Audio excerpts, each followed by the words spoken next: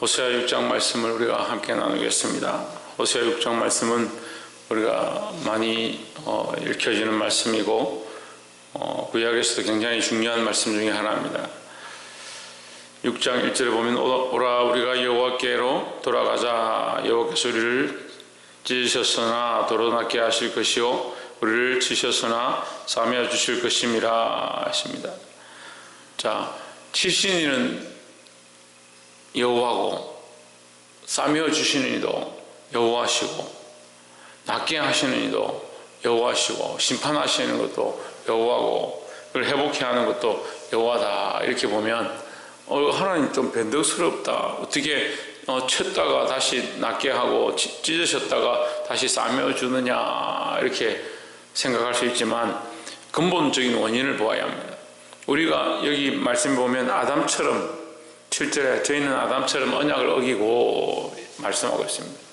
언약을 함께 정하는데 누구와 누구의 언약이냐? 하나님과 우리와의 언약이다. 우리가 하나님과 언약을 정했는데 누가 찢었느냐? 우리가 찢었습니다. 우리가 배반했습니다. 우리가 배반하고 우리가 찢었기 때문에 하나님께서 우리를 칠 수밖에 없었고 우리를 찢을 수밖에 없는 그런 상황이 된 겁니다.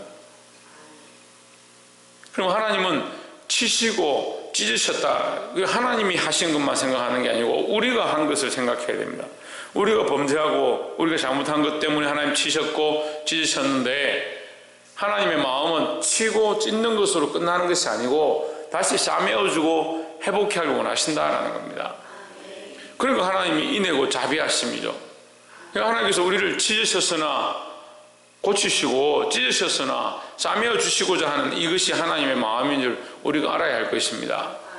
그러니까 어리석은 인생들은 항상 보면 어떤 문제가 생기면 상대방의 일만 생각합니다. 저 사람 나한테 왜 이렇게 하냐?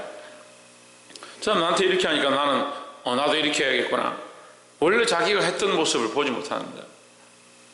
그래서 예수님도 오셔서 우리에게 말합니다.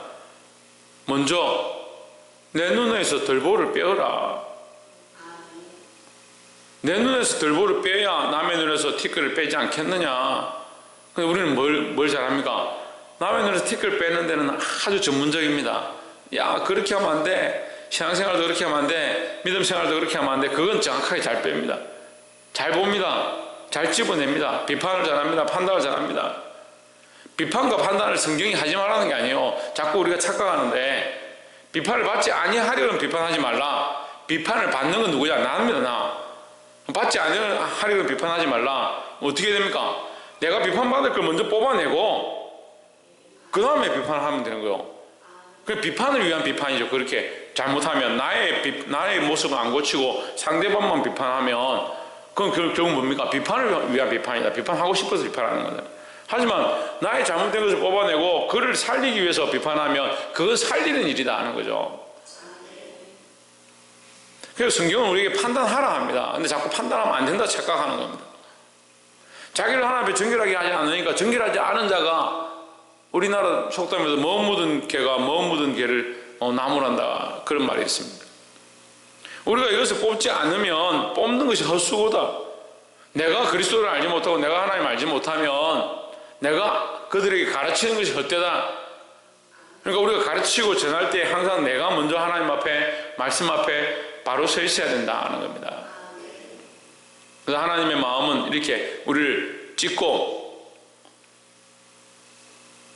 때리는데 우리를 치는 데 목적이 있는 것이 아니고 우리를 고치고 회복시키고 싸매는 데 목적이 있다. 그 원인이 뭐냐? 우리의 범죄함에 있다. 우리의 범죄함 때문에 하나님께서 그렇게 하신다.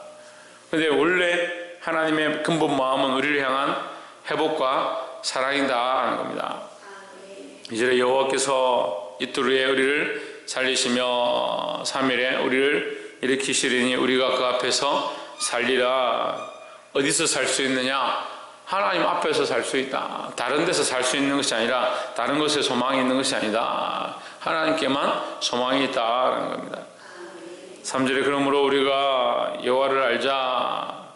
힘써 여호와를 알자. 그의 나오심은 새벽빛같이 일정하시니 비와 같이 땅을 적시는 늦은 비와 같이 우리에게 임하시리라 했습니다.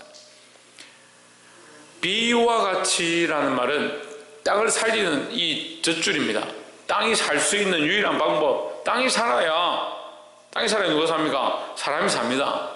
지금은 뭐 우리가 이 땅에 대한 개념이 잘 없는데, 뭐 지금은 이제 인터넷에 대한 개념이 있어서 시키면 다 오니까 뭐 땅을 살려야 되고 비가 있어야 되고 이렇게 잘 생각하지 않지만, 농경 시대 때는 비가 오지 않으면 모든 생물들이 다 죽는 겁니다. 특별히 누구에게 가장 피해가 있냐? 사람들에게 피해가 있는 겁니다.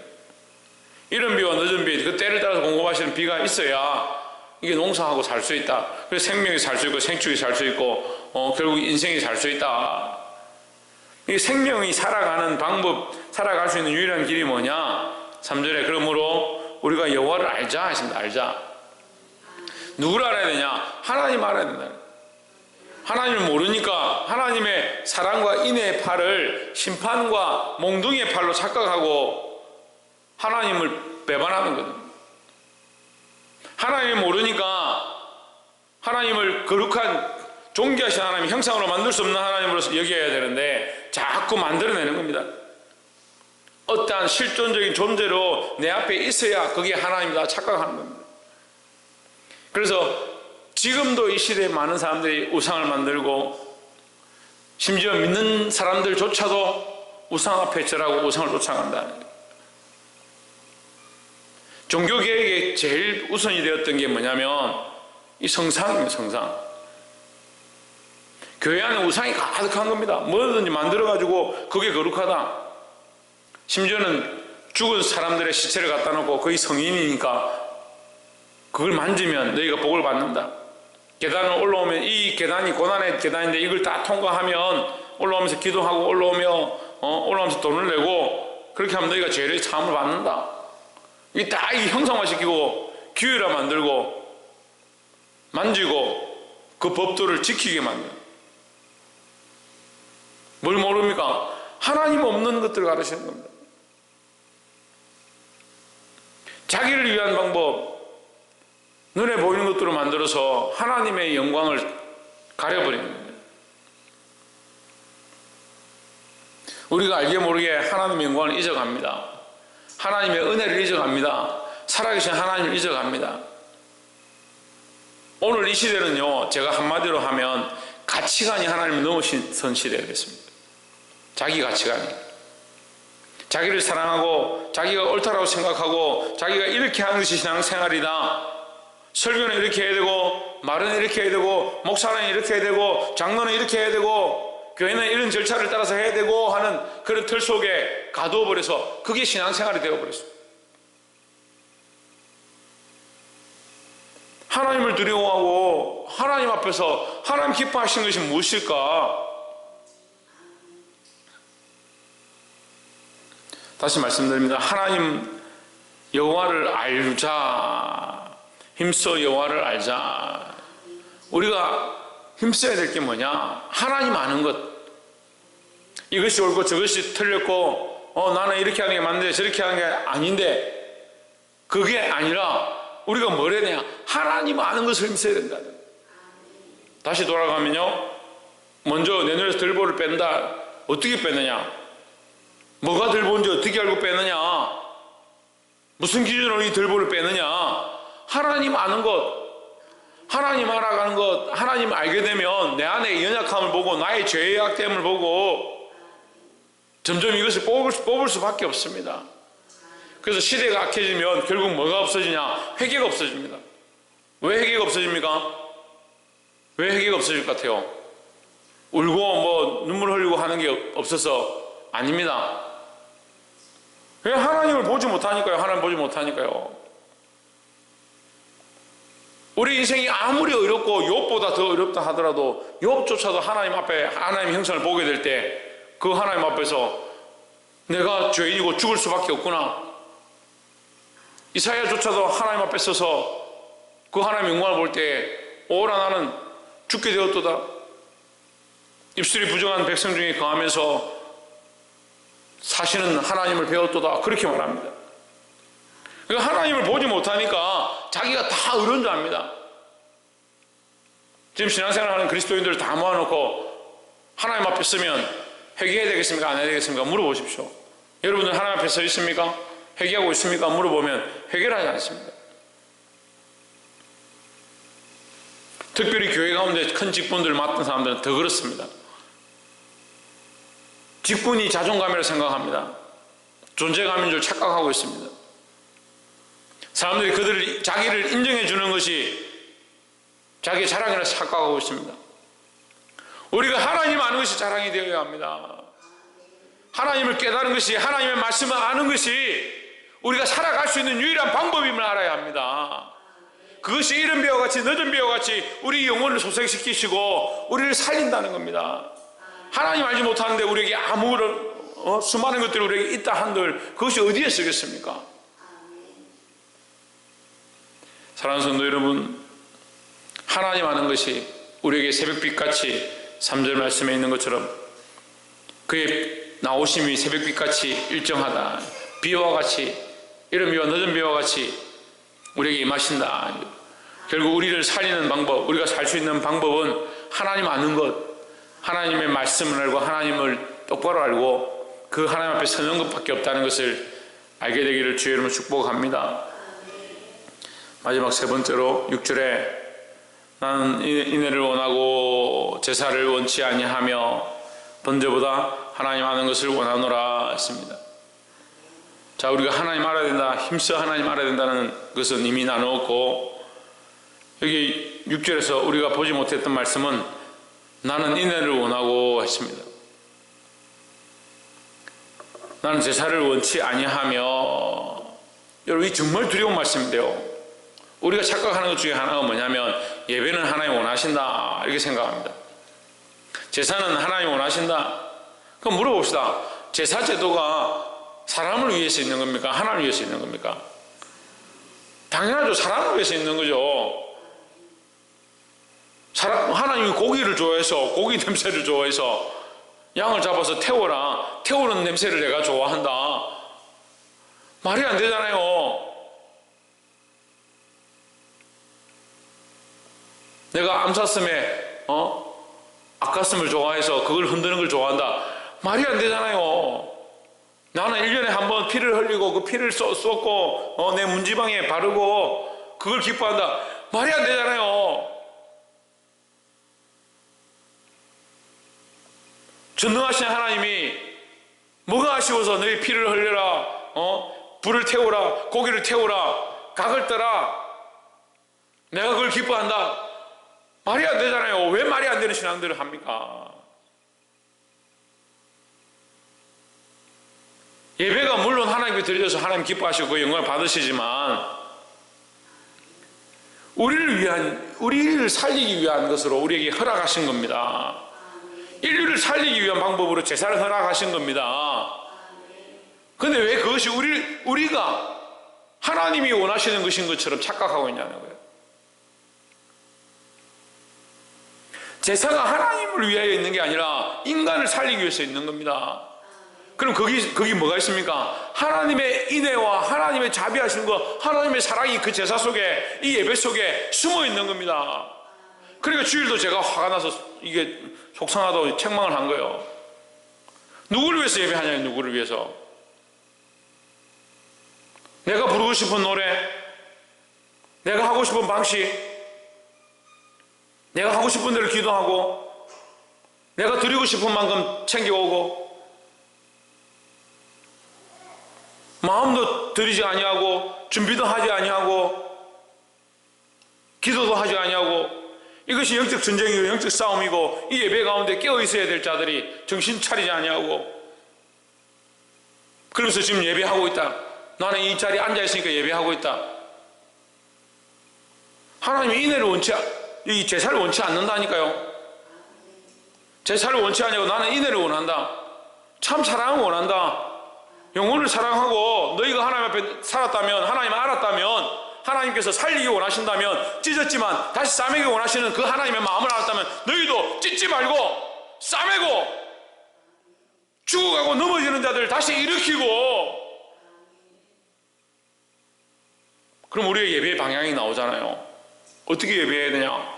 생명을 살릴 방법들을 찾고 죽어가는 자들을 하나님 앞에 데려오고 이 영혼들이 이 예배를 통해 살아나도록, 이 말씀을 통해 살아나도록 깨어 기도하고 무릎 꿇고 묵상하고 눈물로 이 생명들이 하나님 이 예배 가운데 살게 하시고 이 예배를 통해 하나님의 마음이 흘러가게 도와주십시오. 그게 우리가 해야 될 일이에요.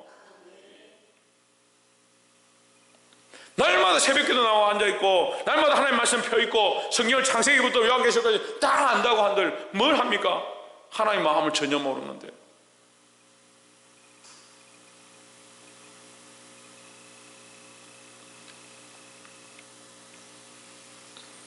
사랑하는 성도 여러분, 우리가 세상의 많은 것들, 세상의 많은 이론들, 인간의 가치관조차도 잘 몰라도 상관이 없습니다. 뭘 알아야 되냐? 하나님 마음을 똑바로 알아야 합니다. 하나님 우리를 향해서 뭘 말씀하시고 무엇을 기뻐하시는가? 지금 오라.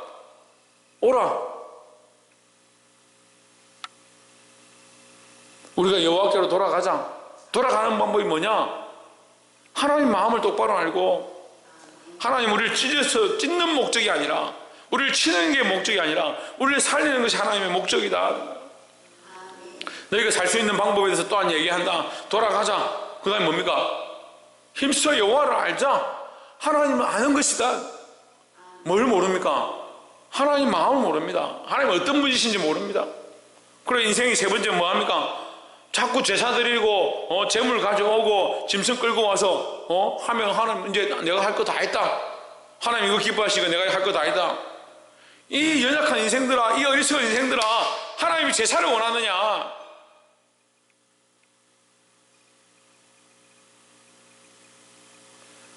이 말씀을 듣고 얼마나 제가 마음이 아프고 답답하고, 이리 미련한 인생이구나. 저를 보면서 어째 이렇게 미련하냐? 하나님이 제사를 원하겠냐? 하나님 고기가 먹고 싶어서 고기를 가져오라 하냐?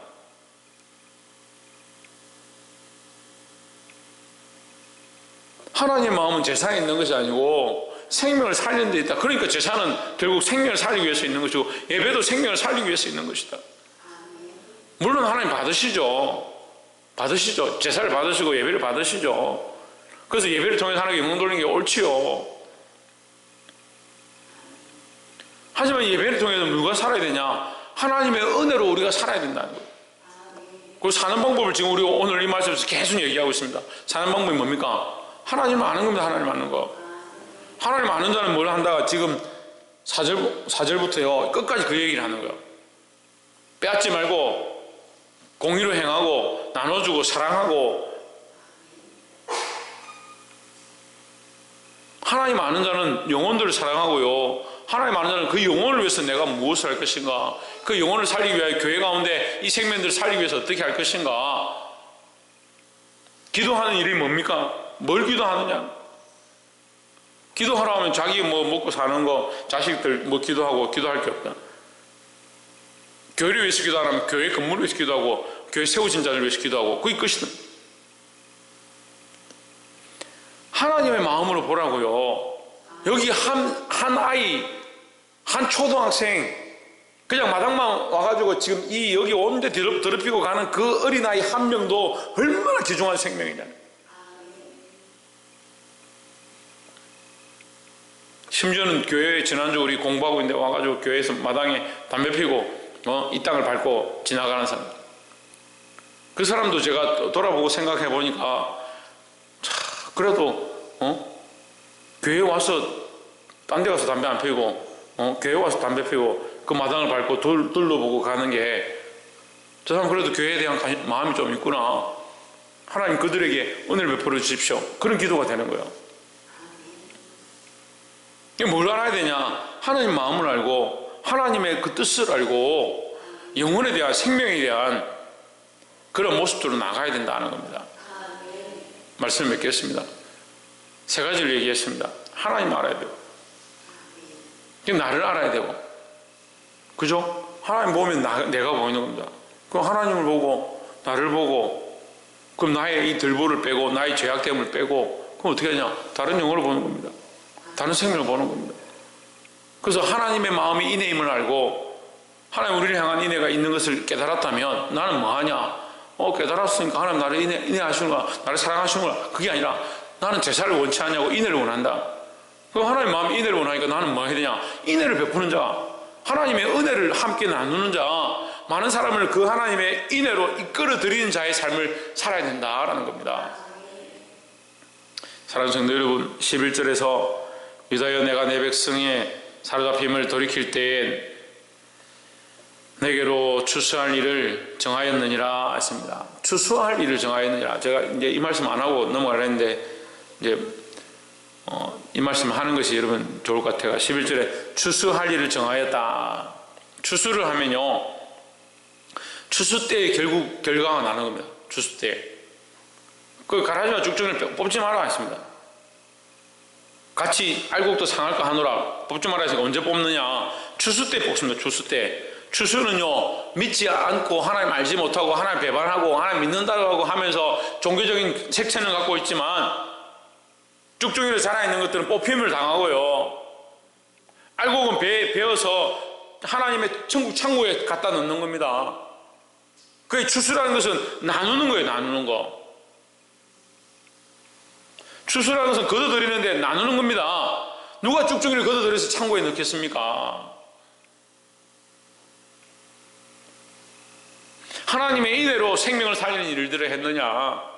하나님의 마음을 알고 나의 연약함을 보고 영혼에 대한 시각들을 가지고 있는가? 그들을 사랑하는가? 그런 자들을 나눈다는 거예요. 구별한다는 거예요.